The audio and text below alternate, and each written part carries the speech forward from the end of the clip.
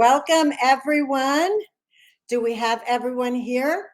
Well, as more people are joining, we are so excited because this is something that I am so looking forward to. I have a special guest, and you all know if you've seen the announcements on Facebook and all social media. We want to welcome you, first of all, to LatinHeat's Hollywood Talks, where we talk to people in Hollywood that are making movies, television, or behind the scenes. I am your host, Bel Hernandez. And today's guest is a man who has been telling his story of how he was pivotal in the invention of Flamin Hot Cheetos. A man who grew up in Wasti, California, and as a young man worked in the fields alongside his family. He married his childhood sweetheart, Judy, and he found a job as a janitor at Frito-Lay, where he, while working, came up with an idea for a snack that he thought might appeal to his community. And he was right. And not only to his community, it appeals to people around the world, as it is one of the number one snacks around the world. And my little nephew loves it ever since he was 2 years old. So, I would like to also talk a little bit about the movie. If you've already seen the movie, you kind of know the story, but you don't know the whole story. And the story, by the way, the movie that was directed by Eva Longoria and produced by Devon Franklin is Flamin Hot.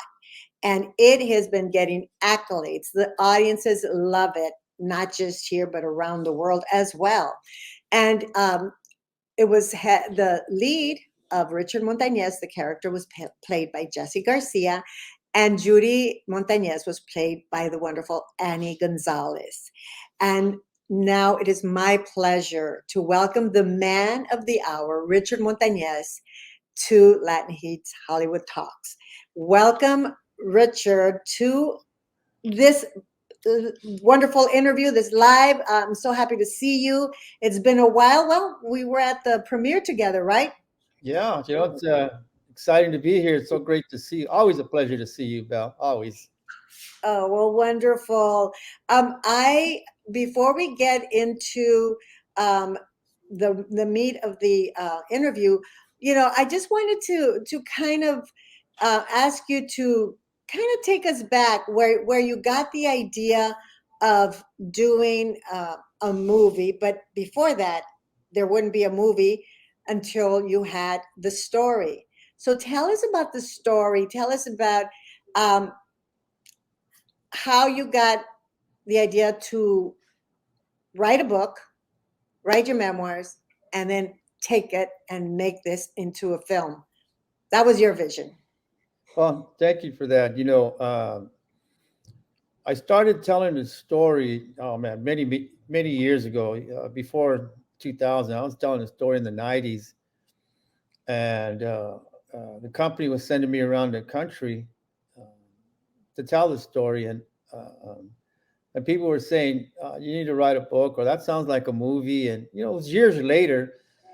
Uh, I think it was until 2013 I decided to write a book, and I wanted to write the book actually for my family. And never, thought I was going to be, big time author or anything like that. It was just, some history. Just because you can see that a lot of our history isn't being taught. Family history, it's just passed down from generation to generation, but we don't write it down. So I said, well, I'm going to write something down. And I wrote my book, A Boy Burrito and a Cookie, and then I found somebody to publish it, and then when it got published, it was crazy because the uh, the professional authors, the English majors, just tore it apart, and it was really disappointing. They said, "How did this book ever get published? The guy can't, his punctuations are wrong," and I said, well, I wasn't writing it, to win an English award. I was writing it for my family. Yeah. Um, but here's the amazing thing is that, as ridiculous as that book is, um, well, have to thank you and Enrique, because you were the first ones that interviewed me on the book, back in Yes. 2013. Yes, we had you on our talk show at that time. We were doing a talk show on CBS 2 KCAL 9 called Hola LA, and you came and you told your story about Flaming Hot, and you told the story, and then you had your book. So that's how long we've known each other, and that's how long I've known about your amazing story. But go on, just wanted to, Yeah, well, I mean, I'm glad that we have that part because that's part of the process, as I, look at the whole process, I can go back. Mhm. And then Enrique wrote an article on my book. Enrique, my husband, yes. Yeah, in his article, he said this has the making of a movie. Well, that article, went viral, got passed around, and next thing you know, my book makes it to Hollywood. And I'm getting all these calls from producers actually across the country, not just Hollywood, but I'm also getting producers in coming from Broadway. People saw a play and they wanted to do something. I had producers talking to me about a television show, a reality show. So I had all these different options. So They actually reached out to you first. yes, they all reached Oh my out to gosh. me, and so it was really interesting. Then I had a friend who had a mutual friend who was a producer because and if you remember, I went to you and I asked you all kinds of questions, and you always said you got to be careful for this and that because even though I was a businessman, I was a rookie, in this, in the Hollywood. So a friend introduced me to a friend who was a producer, and that was Devon Franklin. Mm. And Devon Franklin at the time was employed by what it wasn't Fox, it was Sony. He was in charge. He was vice president of their uh, inspirational and faith-based movies, and but he left. So our interaction never, you know, got going. And so after about 3 attempts to meet, we finally met. And he started to read my book, and then he went on the internet and he saw, wow, you got 5 million views here. You got, and then he said, we're going to do this movie.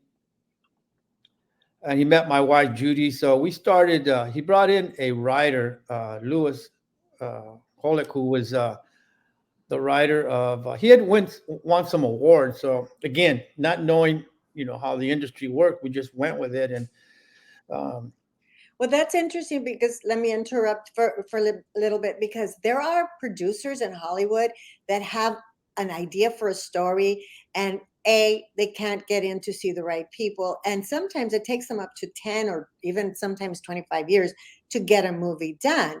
So what this tells me is that your movie and your story resonated, not just with Devon, the producer that actually took the story to tell the movie of Flaming Hot, but other people were calling.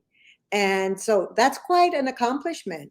Your story is a rags to riches. Some people want to identify with it because they would wish they had that story, or they can see what a guy who works hard and does well. And it's always we're pulling for the underdog in this case in the film industry. So right. congratulations, yeah. And what I started to do before we even got to that process, back up a little bit, is I began to market the story the way I marketed hot Cheetos. I did some guerrilla marketing. I had so many meetings. I was just, meeting with people and telling them what I was thinking. So I was getting the buzz out there, door to door versus just trying to go straight to the top. Cause I'd been there before, you know, Mhm. calling these CEOs. It was like hot Cheetos all over again. I had the people that were hating on me. I had the people that loved it, so, we packaged it up. And then the other interesting part too was that when we went to meet with all the executives of all the movie companies, they all requested that me and Judy were in the meeting. They actually wanted to meet us. They wanted to know if the story was, if there really was a Richard and a Judy. So that was pretty cool. So we got to meet with the presidents, the CEOs of all the you name them. We went with them, and then the bidding process started, which was again I didn't expect that, but everybody made an offer. Wow, that's amazing. Yeah, so I had the all the offers in front of me. I had an agent, had all the offers in front of me, and a little secret is that Netflix offered the most money. Uh, but I wasn't. The good thing about it is I already had my money. It really wasn't about the money; it was about getting the story right. So, and then I think this is probably something that most people don't want to hear is I turned down money to have more say so in the movie. Because when I got with Fox Searchlight, see my contract, I didn't sign a contract with Devon. I signed a contract with Fox Searchlight. Oh, Devon signed his contract with, I still had the freedom to go to any producer I wanted to, but I stayed with him why was because Devon Franklin the right producer for this movie? what's that? Why was Devon Franklin the right producer for this movie? Oh, because he had worked on one of my favorite movies, and that was The Pursuit of Happiness. So when he said this, he said, "This is the pursuit of happiness on steroids." So his excitement and his passion sold me. It wasn't like sometimes people say, "Well, I think we might be able to sell." He was like, "Oh man, this is going to be crazy, Richard. This is," he was very honest from the beginning. I think sometimes people don't want to get your hopes up. He wasn't one of them. He said, "No, we're gonna," and he proved it because he And said, he was right. Yeah, because in the first 3 days of the film releasing, it became the most streamed film in the history of Searchlight. And also in the first week, Nielsen rated the movie as number 5 as the most streamed film on the week that it opened. And in the next week, it was second in the streaming charts. So I think that you made the right decision, and it was as Devon envisioned it. It was on steroids. I think it's been getting so much uh, streaming and so many accolades, and it's all around the world. You even posted something today. I think it was somebody in Saudi Arabia said it's going the movie is going bonkers here. Everybody loves it. I saw that. Yeah. So, but yeah, that's why I'm saying that when it comes, your time to selling your movie, you want to you know maintain as much of the rights to how the movie's going to be produced and even the script. you Hmm. know we spent a lot of time with both script writers on and we pushed back. No, that's not right, it's not right. And the other thing that we wanted a I wanted a Latina director. That's why, again, we didn't sign with the other one, because they were like, just give us the rights, we're going to do it. But Fox said, no, we'll keep you involved. And I said, it's got to be a Latina Wow. director, and it's got to be, I got to have actors from LA. I got to And have were you Emilio Rivera play my dad. I just got to have that. and So, were you pleased when Eva came on board? Tell us that story about how Eva came on board as a director. well, yeah, I mean, we were shocked. First of all, we were shocked. And you know, studio executive said, we've got our director. And I said, who's that? I said, Eva. I said, Eva, I've always seen her as an activist and a great actress, but never as a director. And they said, well, you got to see her presentation. So the studio set up a meeting with Eva and Devon, me and Judy, and she presented to us. And Belle, that presentation she gave is one of the best I've ever seen in my entire. Better than yours when you pitched Flaming Hot Cheetos? Yeah, it was just incredible because I've been at the top with CMOs, CEOs, and I know what top presentations. And she came as though she was a CEO, a CMO. She just knew business. It wasn't even about acting. She had a vision. She saw it from start to finish. And the exciting thing about it, it was the same vision that me and Judy had. So we were like, man, sign her up as soon as you can. And it gave me, she's such a wonderful person that um, if there was something that I didn't like, she was a phone call away, and she always answered within minutes. So we had a good working relationship. Getting to this point, she checked with us on everything. She made sure she was, we want to make sure that you and Judy are happy. And I was like, wow, Mhm. I don't know if that's typical, okay? Because No, I again, don't think that's very typical. It's you know, extraordinary. and then Yeah. she brought in Linda, and Linda was the second writer that came on yes, Linda board to the. Chavez. Yeah, when she brought in Linda Chavez, and then it was like, okay, she's bringing it home now. It was, we started to see the script, like, oh, okay, and I realize now, I think that Annie and Jesse are great actors, but I believe now that when you have a great script, makes you a great actor. Yeah, I never knew that. Again, I'm learning, right? Because I'm on the inside now.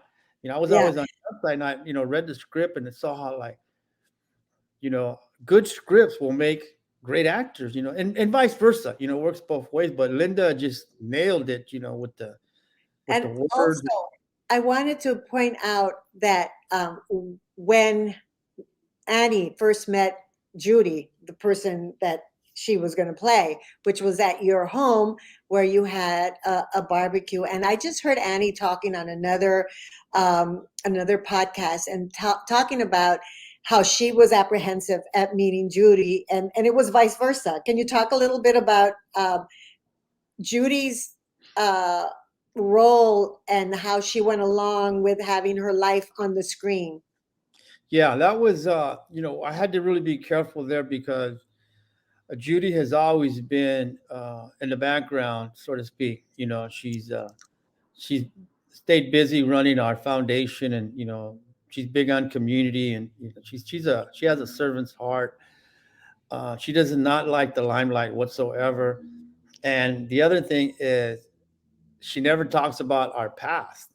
And she's like, man, I don't know about this, Richard. I don't want, and but Annie, it worked out great because Annie had told her, your past is an inspiration to a lot of people. Look at where you're at now. You're my aunt, you're my mom, you're my cousin, and that just made her feel so good. And I then know when you told me that she was afraid to let people know that she used to be a chola. right, right, that wasn't, because she's so far from that.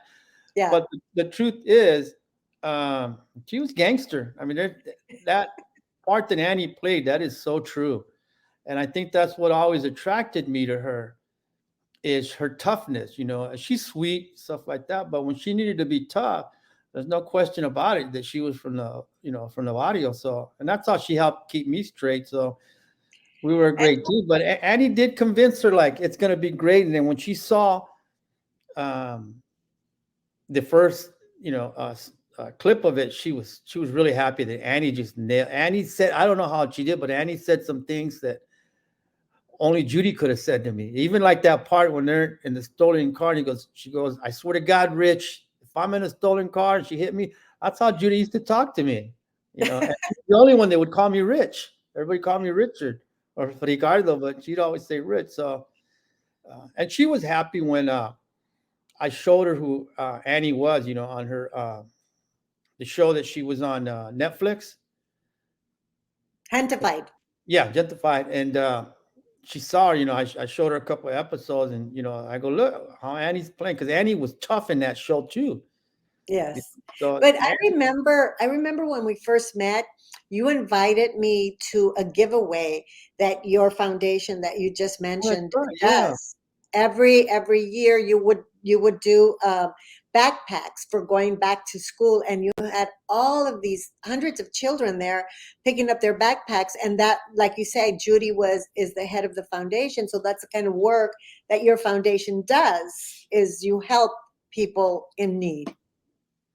yeah. That's when we got to a certain point financially, we decided we wanted to give back, and that's what we've been doing that over 20 years, and we've given hundreds and hundreds of thousands of backpacks, brand new shoes. We fed millions of people across the country, some places across the world. But it's just been our way of giving back, and I'm glad you remember that. That was in Pomona, the city of Pomona. Yeah, yeah. And there's so many things. I mean, I know your story. You told me your story back in the day when we first met, which I think was 2011. I was looking through some paperwork, and it's just amazing how time flies, first of all, because it just seems like yesterday. And that you told me that, you were shopping the story around, and that and then you would tell me, oh, okay, we got somebody. So I was kind of like been kept abreast that, the advancement of the movie being made. And it's an amazing story that really makes Chicanos proud, because you are a self-proclaimed Chicano, and to see someone have the gutspa that you did to go ahead and do and go with your idea of making a snack that appealed to your community. Why was your community so important to you at that time? You know, that's a great question, and thank you for asking that because um, that question is everything about me. It goes back to my childhood. It goes back to the movie. Is that you know the story of being Chicano? The way almost always says, hey, we're not Mexican enough for the Mexicans. We're not Yeah. American enough. That's so. Well, I grew up in that. I, Chicano era. In the late '60s, early '70s, and I saw that.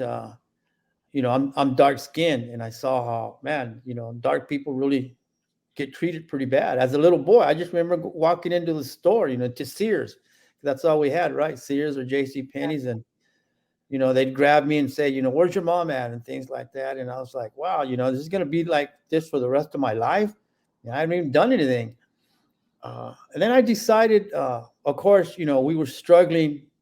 Frito-Lay was struggling, but one of the main parts was I thought this is the truth, Bell. If I can get it out right, I thought if I could create a product that reflects my community, maybe the world will taste it and see that my community is good. So my, being Chicano was behind Flamin Hot Cheetos, and it worked. They're gonna see that Latinos are passionate, they're beautiful people, because if you look at our food, our food is, some of the best in the world, so that Oh, was yeah. the truth behind it. I wanted, people won't like this, but the truth is, I've outgrown this, but I wanted to be accepted, you I know. think that's part of a lot of our bringing up, and even to this day, it's deep inside of us that we do things because we want to be accepted, and sometimes people get over it, and sometimes we never do, in the little things that we do, and it's a truth, that. Thank you for saying it, because I think that that's a feeling that a lot of us have. Yeah, and my first book brought it out. The product, I created many other products after Hot Cheetos, and it worked. And again, I was thinking about my own children. Then I was thinking, I became a grandparent. I was thinking about my grandchildren. Like, wow, I don't want them to go through, what we went through in the '70s.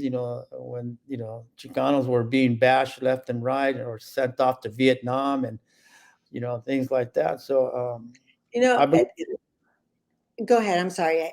Go No, ahead I and just, I just believe that that goal became a reality. Where people tasted it and said, "Wow," And then when they found out that a Latino made it, people were just so happy.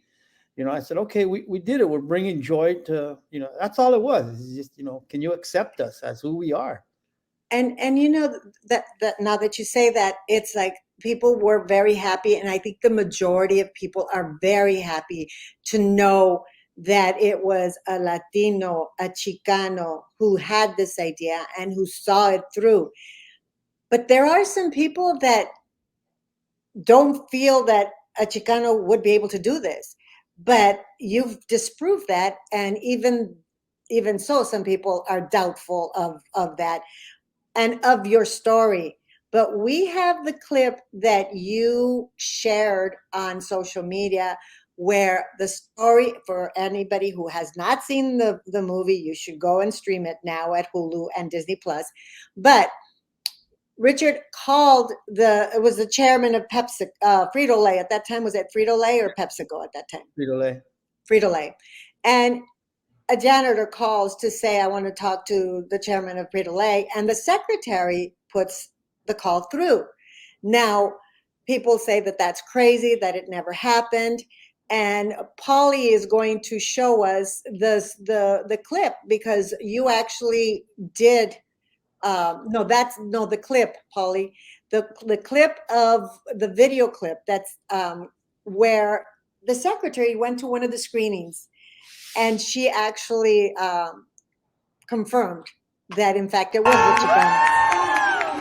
She was here. This is the real Patty. Come on up. Oh my God.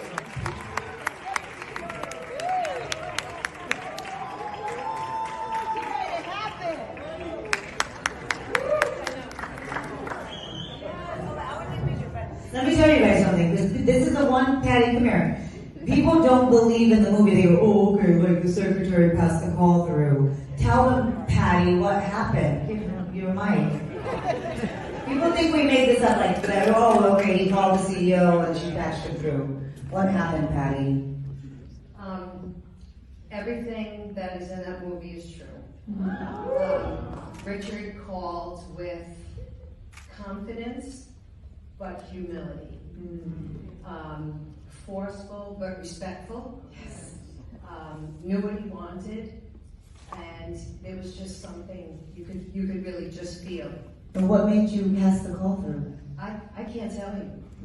I can't tell you. I just knew that for somebody to have the courage, and Roger had come up with this plan, the power of one, and he wanted to empower the people in the company, and he gave everybody a share of stock. He donated his salary. He took $1 a year and took his salary for scholarships for the children of frontline employees. And he really wanted the people to feel invested. But for a janitor to call the CEO's office was really, really brave. And it was just, I don't know, it was a God thing, I think. I just felt that a miracle. Roger should take that call. Yeah. Good for you.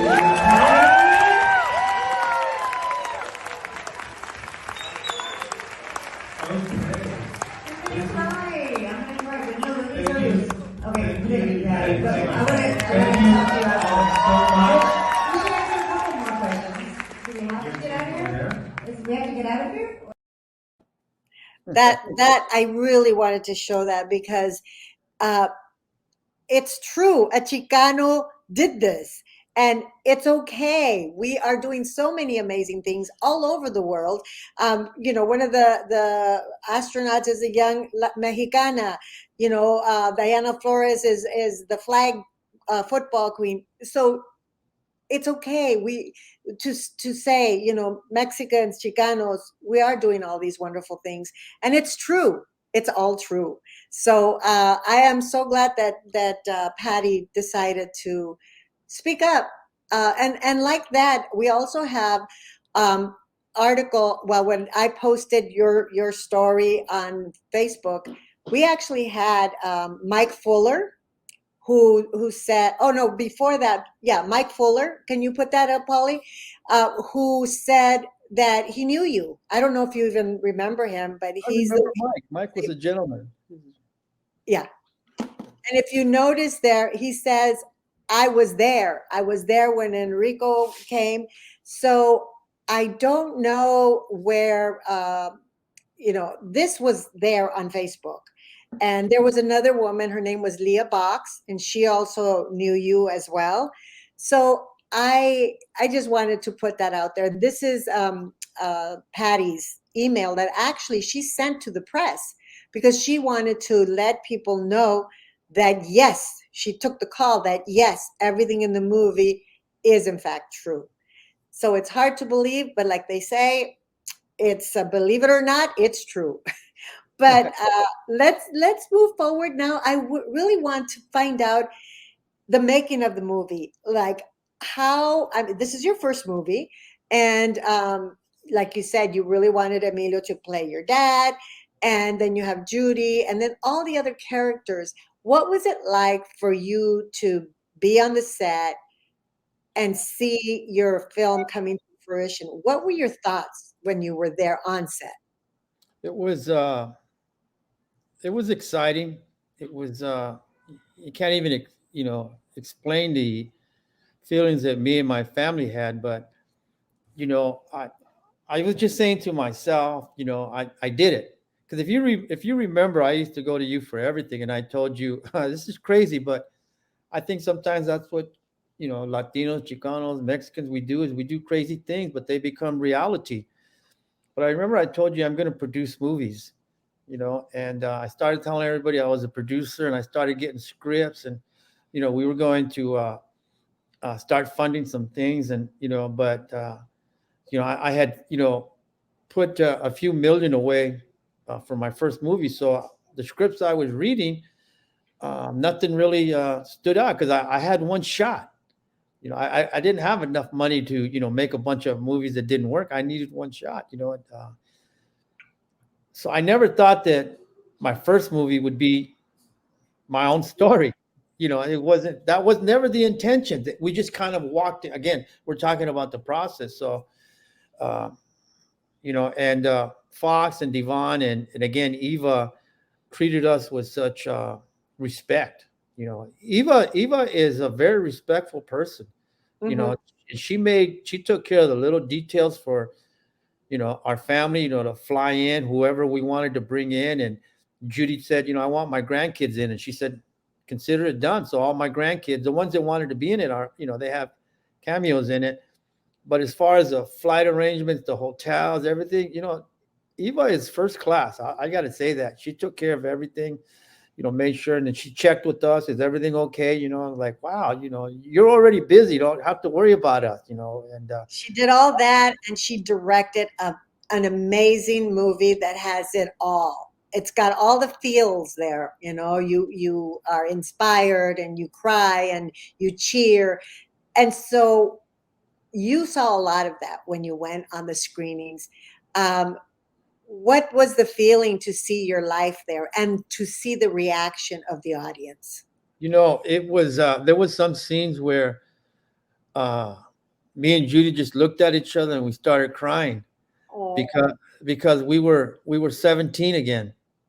I was like, wow, that really happened. There's nothing there that's made up. It really happened, and I never thought that it would be shown in an inspirational way, because we did some bad things. And of course, we're sorry for them, but a couple of times we just sat there and just cried, and looking at Jesse is like, he's acting like me when I was a kid. Like, how did they do that? And then Annie, I mean, you couldn't separate those two. They were just like, she nailed Judy down to, nobody knows that but me. yeah, Nobody because knows. you knew Judy then, and yeah. Yeah. Or her two oldest boys kind of remember the little roughness in her. So they're like, yeah, that's my mom. And they know that, they've seen the pictures. So, and then to see Eva directing it um, was again just a total blessing because she commanded everybody there um, without being a dictator, so to speak. Yeah. It's just And like she brought everybody together. She inspired everybody, and everybody listened to her. It was like, we're gonna do it again, and nobody. I didn't never saw anybody upset. and Everybody she really gave these two actors leading roles that they could really do something with, because a lot of times Latino actors get the smaller roles, and there's so much you could do. But when you have a full-fledged uh, role, you could really show your chops and show your skills. And they did an amazing job. That now they're getting more and more roles. And these are the opportunities that only Eva, who understands how hard it is for Latino actors, could have appreciated. And of course, the actors appreciate what was done, because of this movie and because of the roles that they were given. And Eva is very, very generous in that, but she's also so smart and so giving. And I think that this movie is a gift to our community. and it went to the White House.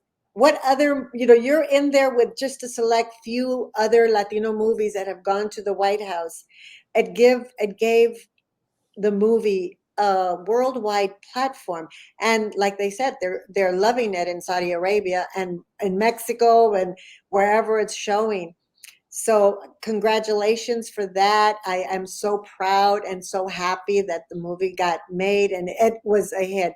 Linda is an amazing writer as well as Lewis, but some of those scenes, like the ones in the boardroom, if you guys haven't seen it, we won't give it away because it's really a funny little part of the movie, which is interesting because the movie is like, it's very serious and then it breaks out into these funny moments that, whose idea was that? Do you know? Because that was genius. That was Linda's. We spent a lot of time, in person and also, on the phone. Is sometimes every day, and she'd asking questions and tremendous listener. I just there's so many details in there that I was like, "Man, I don't remember telling her that," but apparently she wrote it down and turned it into a scene. So she's an incredible person, and I know that we're going to see a lot more from her. And then Yeah. going back to Jesse and Annie, that's the other thing that that we had wanted is to be respectful. We didn't want any big names.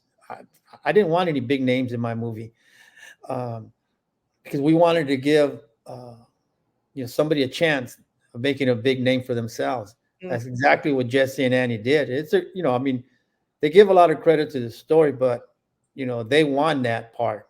There was a lot of people that came out and auditioned for it, but they won it because they're great actors, and now they've made a name for themselves, and And they that went to the White House. They yeah, went to the White House with the movie. Yeah. yeah, and that's exciting too. That our movie is historic, and I look at my life, and I humbly say this: everything that I've always done has been historic. There isn't anything in my life that I mean, whether I'm teaching at Harvard or Notre Dame or USC, UCLA, or visit. I've had many meetings with several different presidents at the White House, and I've been offered positions on government boards on President Obama had sent word that he wanted me on a certain team, and of course I turned him down because it just wasn't my expertise, not something I wanted to get into. But again, our life has been very historic. And if you look at the average, Latino, everything they've done has been historic. If you look at our parents who came across, that's historic, and that's a story, and that could be a movie in itself. And, Yes. and I think that There's we're so going to many get to that movies. point. There's so many movies that could be, and that brings us back to you and your original idea of producing. So, like you just said, there's so many stories. What is in store for you as far as production? Do you have? Are you going to keep producing? Do you have any projects that you're looking at, and what kind of projects are you looking for?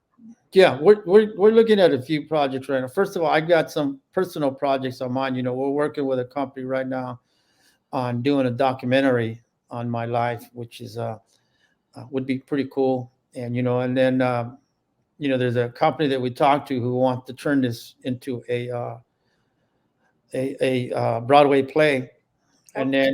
then there's some talk about a sequel. Because the truth is everything starts after Flamin Hot Cheetos, and you know that story because I've shared with you some of the things. So it doesn't end there. And then, but yeah, we're looking at different scripts that we want to produce and take out there. And we're looking for stories like this, real life stories that maybe it's already in print in a book and things like that. Because I think the opportunity is now that so many people are open to seeing it. And then we know that you know for a while there we were always talking about we're making movies for ourselves. I think this is taking us beyond that now. We're going to make movies for everybody. We're going to make movies for the world that the world can enjoy. That finally the world can enjoy the life of the Chicano, because it's just like, it doesn't matter what color you are. We've all gone through hardship. We've all Well, faced discrimination. the film is perfect proof of that. Chicanos, the story of a Chicano appeals to the world. I mean, they're loving it. And you know, before, because I've been in this business for a long time, and in the industry before, I felt that when people said Mexican or Chicano, everyone else would just cringe. And we're at the stage now where we can say it and we can be proud of who we are and what we've done, and that films like this, and George Lopez, who made Mexican like a household word in Hollywood, because before that it was always like a bad word to me, I felt. Right. Yeah. So stories like yours and stories like the ones that Gloria Calderon Kellett is doing, and all of the creators that are creating stories about Latinos authentically, you know, it's about time that we have our stories told. And I think that everybody's embracing those stories, because we always knew our stories are universal stories.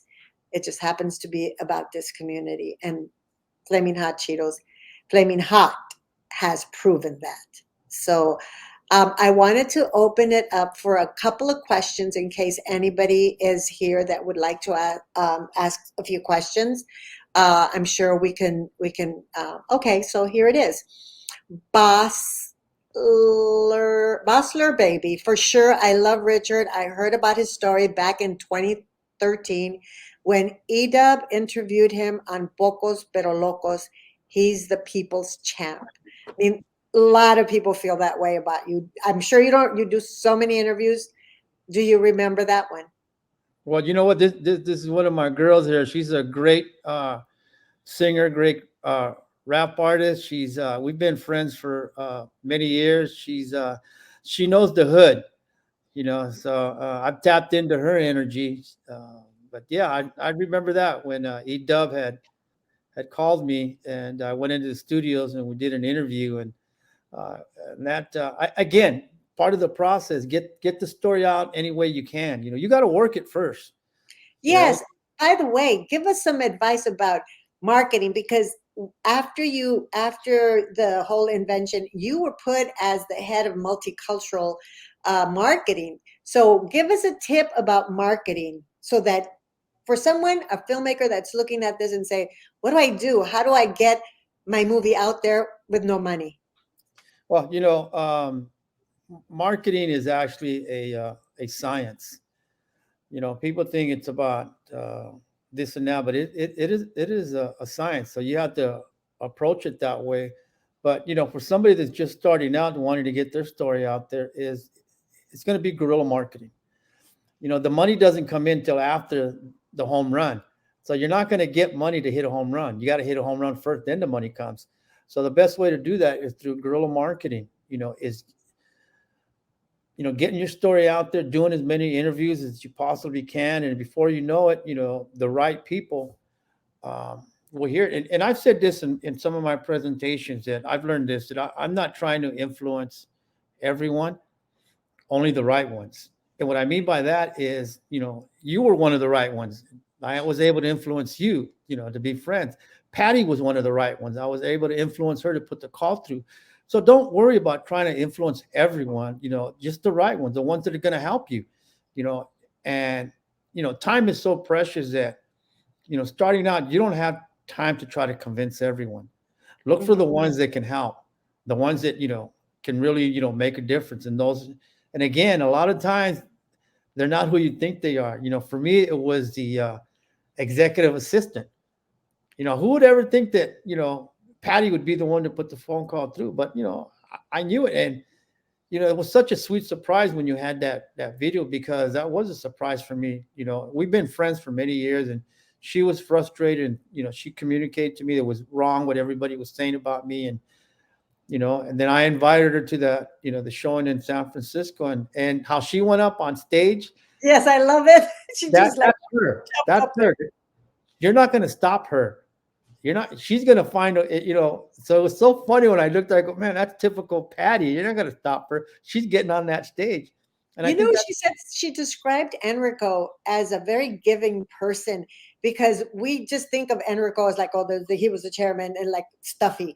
But tell us a little bit about his personality and why you think he paid attention to Patty and then to you. well, Patty had said he had started this program called Empowerment and the Power of One, and he gave up. He was making about $1 million a year, and he gave that up and took $1, and Wow. he put that money back into people like me for scholarships for our children. Um, but I think Patty told him, "Here's that idea you've been looking for." Because I found out later he needed me as much as I needed him. Mm. Because he was going around telling empowerment, well, here's this opportunity. Are you telling the truth, Mr. CEO? Here's the janitor calling you up with an idea. Let's see. He ran with that. I mean, he was teaching that at universities. He was telling everybody. He was, telling the story in Fortune magazine about how he met me, and he became my mentor. I was, visiting him in New York, many times a year, and we just sit there and talk.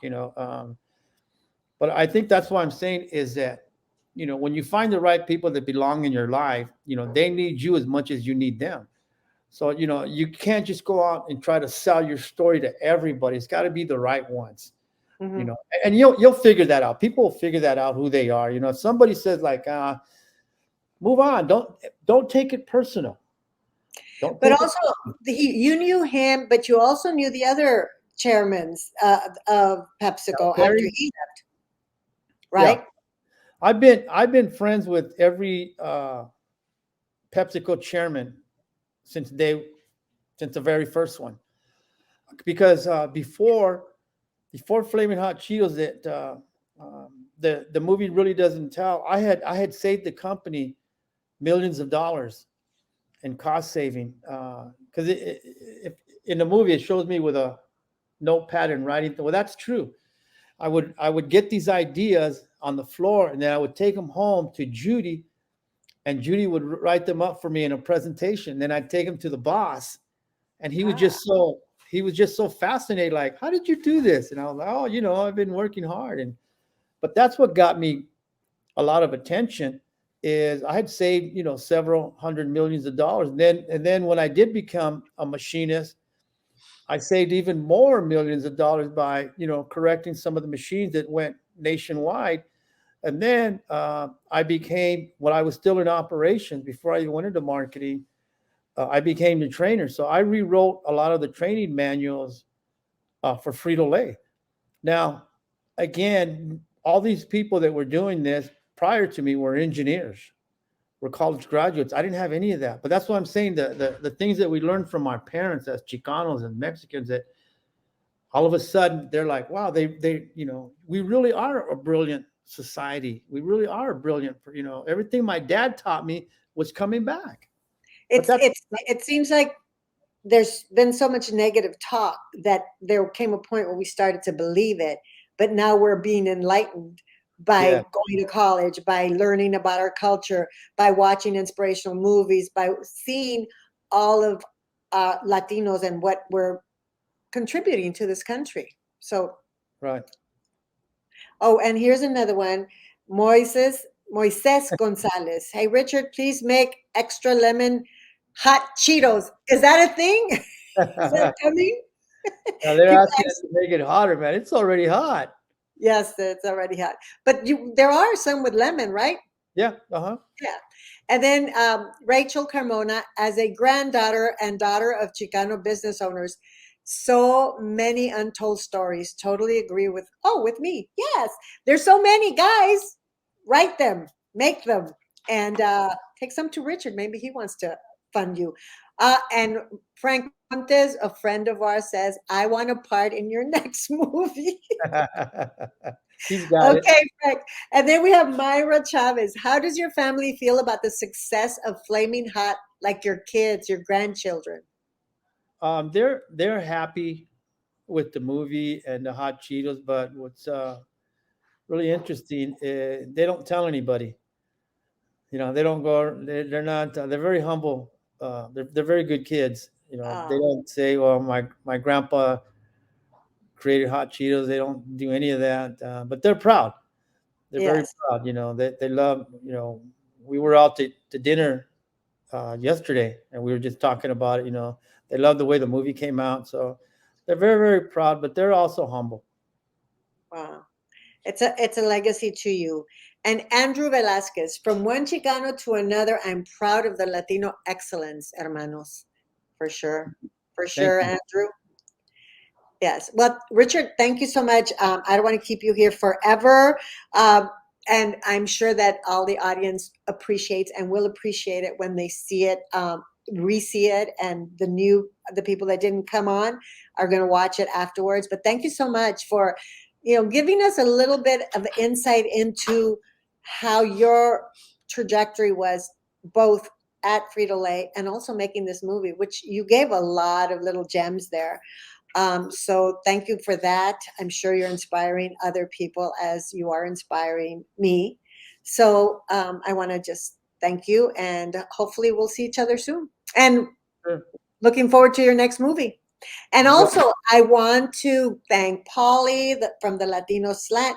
He's helping us put this live together. And Paulie, Latino Slant, make sure you go and watch him. He's on YouTube. And give us where they can follow you, Richard. Well, I mean, thank you. This has been great. It's always, like I said, it's always a pleasure to see you. I always say you're my Hollywood godmother. So thank you. And tell us where everybody can follow you, because you already have 107,000 followers. Well, you can go to my Instagram is Hot Cheetos RPM. I don't know what it is on Facebook, but I think it's the same on Facebook. Oh, yes. So tell us a little bit before we go about Becky G's music video. We saw all the cast on social media where they were like, I knew they had just filmed it, and that song is so good. So did you get a chance to see the video yet? No, Eva directed that too, and she had all the cast out there, and it was pretty cool. The same people that worked on the movie, behind the cameras, were also the same ones. So I know she was a blessing to them. And Becky G is, man, wonderful, wonderful, talented young lady that I think when you see the video, you're going to love it. I think it's pretty cool. So I'm in it. Judy's in it. So, Oh, really? yeah. That'll be fun. That will be so much fun. I can't wait to see it. Anyway, muchas gracias. Thank you so much. Please say hi to Judy for me, I'll and do that. your sons as well, Michael and Steven. And what's the name of your other son? Lucky. Yeah, Lucky. Okay. Gracias. Thank you everyone for watching Hollywood Talks on LatinHeat. Please follow LatinHeat. Please go to our website and subscribe, and please subscribe to our YouTube channel. Thank you everyone. Bye-bye.